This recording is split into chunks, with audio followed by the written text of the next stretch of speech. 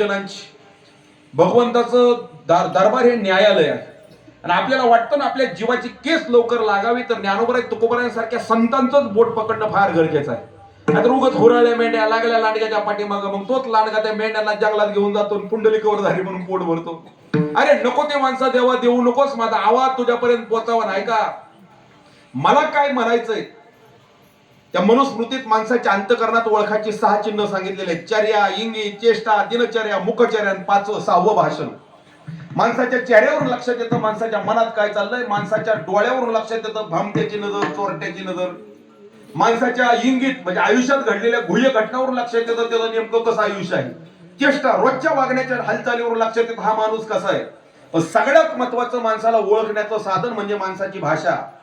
आपली भाषा म्हणजे आपल्या विचाराचा अर्थ असतो ना, आपल्या विचाराचं आपल्या संस्काराचं प्रदर्शन करणारं सर्वात मोठं साधन म्हणजे आपली भाषा.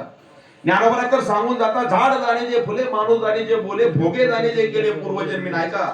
इथं मला काय बोलायचं हे तुमच्यापर्यंत पोहोचवायचं सगळ्यात प्रभावी साधन म्हणजे माझी भाषा, आणि तुम्हाला काय सांगायचं हे माझ्यापर्यंत पोहोचवायचं सर्वात प्रभावी साधन म्हणजे भाषा, संवाद. पण हा संवादच जर चुकीचा झाला म्हणजे बघतोय लाडू पण मागतोय जिलबी असं जर झालं तर परिणाम आयुष्यात फजिती स्वीकारावी करावं लागते.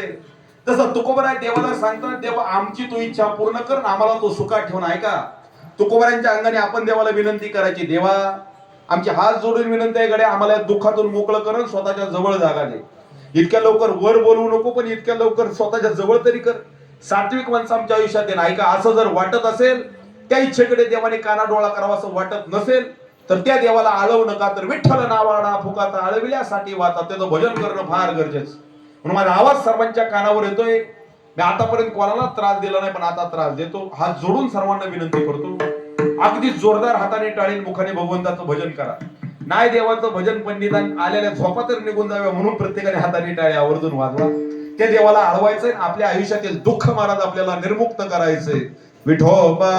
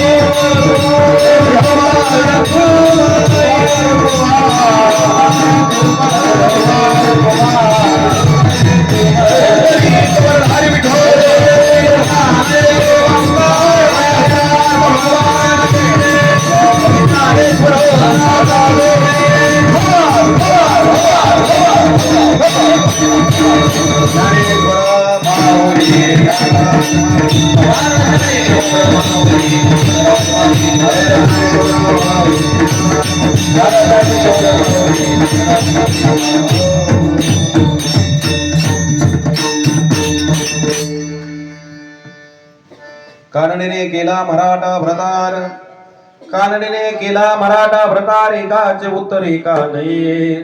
तैसे मज नको करू कमलापती देया संगती सज्जनांची. तिने पाचारिले इलबा म्हणून, तिने पाचारिले इलबा म्हणून रूपळ्यान झाली आता.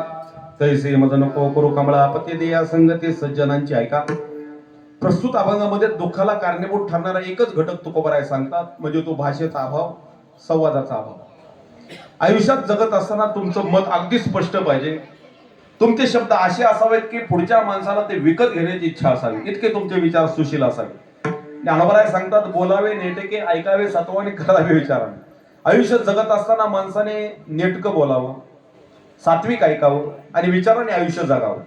असा जो म्हणजे ऐका, इथं नीट बोला, नीट ऐक, चांगलं ऐका आणि चांगलं जगा, हे 3 मूलभूत सूत्र ज्यांना समजली त्यांचा ज्ञानोबराय तुकोबरायांच्या जवळ जायला त्यांना कोणच अडवू शकत नाही. एक शेवटचा दृष्टांत देतो, एक विनोदात्मक असेल पण सिद्धांत फक्त एकच सांगतो.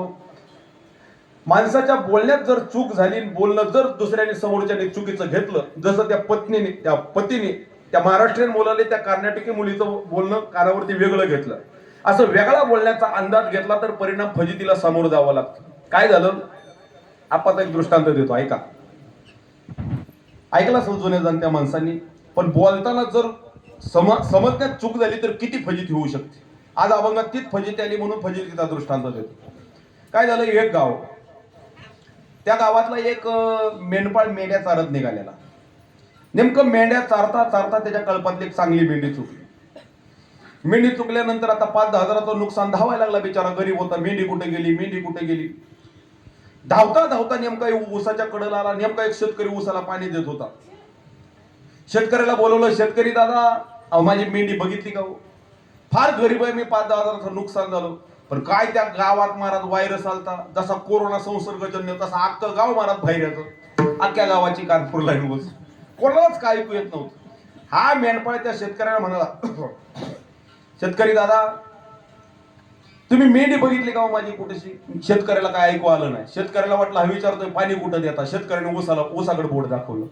नेमका कावळा बसाय, फांदी तुटायला हा मेंढपाळ ऊसात शिरला आणि त्याला त्याची मेंढी सापडली. मेंढपाळ विचार करायला लागला, ह्या शेतकऱ्यामुळे माझं 5-10 हजाराचं नुकसान वाचलं. कृतज्ञ होण्यात मजा नाही, कृतज्ञाने त्याला काहीतरी दिलं पाहिजे. मग त्या मेंढपाळाने कळपातली लंगडी मेंढी उचलली, शेतकऱ्याला द्यायला लागला. शेतकरी दादा इतका मोठा उदार नाही हो मी चांगलं द्यायसारखा, पण ही लंगडी मेंढी बक्षीस म्हणून तुम्हाला ठेवा. शेतकऱ्याच्या काही लक्षात येत नाही, कानपूरला ऊस असल्यामुळे. शेतकऱ्याला वाटायला लागला, मेंढपाळ म्हणतोय माझ्या मेंढीला तूच लंगड केलं. बोलण्यातली फजिती आहे का? विचाराची देवाणघेवाण नीट न झाल्यामुळं काय झालं. शेतकरी म्हणायला लागला, अरे आपला मी ऊसाला पाणी देतो, तुझ्या मेंढीला लंगड करायचा माझा संबंधच नाही गड्या. तो म्हणला, तसा मेंढपाळ म्हणायचा ही मेंढी तुम्हाला बक्षीस. शेतकरी म्हणायचा माझा संबंध नाही. लागली दोघांची रस्त्यावर भांडणं. नेमका एक घोड्यावरून बसून तिसरा माणूस चाललेला, दोघांनी त्याला अडवलं. घोडेवाले दादा खाली उतरा. मेंढपाळ सांगायला लागला, ह्या शेतकऱ्यांनी माझं 5 हजाराचं नुकसान वाचवलं, मेंढी देतोय घ्यायला तयार नाही. शेतकरी म्हणला माझं मी ऊसाला पाणी देतो, ह्याच्या मेंढीला लंगड करायचा माझा संबंधच नाही. घोडेवाला नेमका त्यांच्याच गावचा, त्याची कानपूर लाईन ऊस. तू खाली उतरला म्हणला, दोघाला सांगतोय, नीट सांगतोय दोघाला, घोडं बाजारातून विकत आणलंय, फुकट म्हणचाल तर दोघाला हितच बघून गेल. ऐका फजिती, तिघाची भांडण लागली. आता जुन्या काळी भांडण काय लगेच कोर्ट कचेरीत नाही, गावातल्या पाटलाला किंवा मोठ्या माणसाला चावडीवर गेले जायचं, मोठ्या माणसाला मिटवून ती घेतली जायची. भांडत भांडत तिघं पाटलाच्या वाड्याकडे निघाले. काय योगायोग नेमका महाराज, त्या दिवशी पाटलाची पाटलाच्या बायकोची भांडण झाली. आणि पाटील जरा जुन्या विचाराचा, पाटलानी बायको मारून घराच्या बायको करून दिली. ऐका परिणाम असा झाला, तिघं भांडत भांडत पाटलाकडे गेली. ऐका ऐका फजिती कशी आजच्या अभंगात आली, तिकडच मला यायचंय. फक्त वैधांतिक सिद्धांत सांगायचा. मेंढपाळ सांगायला लागला, पाटील ह्या शेतकऱ्यांनी माझं नुकसान वाचवलं, त्या बदल्यात मेंढी देतोय, तो घ्यायला तयार नाही. शेतकरी म्हणायला लागला, माझा मी ऊसाला पाणी देतोय, त्याच्या मेंढीला घ्यायचा आणि माझा लग्न करायचा संबंधच नाही. घोडेवाल्याने हाताच्या भायात मागं सारल्या. पाटील अहो माझं मी घोडं बाजारातून विकत आणलंय, दोघं फुकट म्हणतात, तुमच्याच पुढं बघून घेल त्यांना. तिघाची भांडण लागली. नेमकं पाटलाचे लक्षात येत नाही, पण पाटलाची कानपूरला ऊस. पाटील म्हणले तुम्ही तिघं काय अख्खं गाव जरी मिळून आला तर परत तिला घरात जागा देणार नाही. माझा दृष्टांत सिद्धांत अहो इथं बोलताना जर काही चूक झाली, ऐका मी काहीतरी वेगळं बोललो तुम्ही वेगळा अर्थ काढला तर तिथं अनर्थ नावाचा घटक उभा राहतो. तुकोबाराय सांगतात आजच्या अभंगात तोच अनर्थ उभा राहिला. त्या पत्नीने त्याला येलबा जवळ या म्हणून आवाज दिला, ह्याला वाटायला लागलं माझे बाबा म्हणून आवाज देते. परिणाम तो स्वतःपासून दूर पळायला लागला. तुकोबाराय सांगतात येनंद आता वाढवत बसत नाही गाड्या वाढायला बरंच काही आहे. ऐका परिणाम असा झाला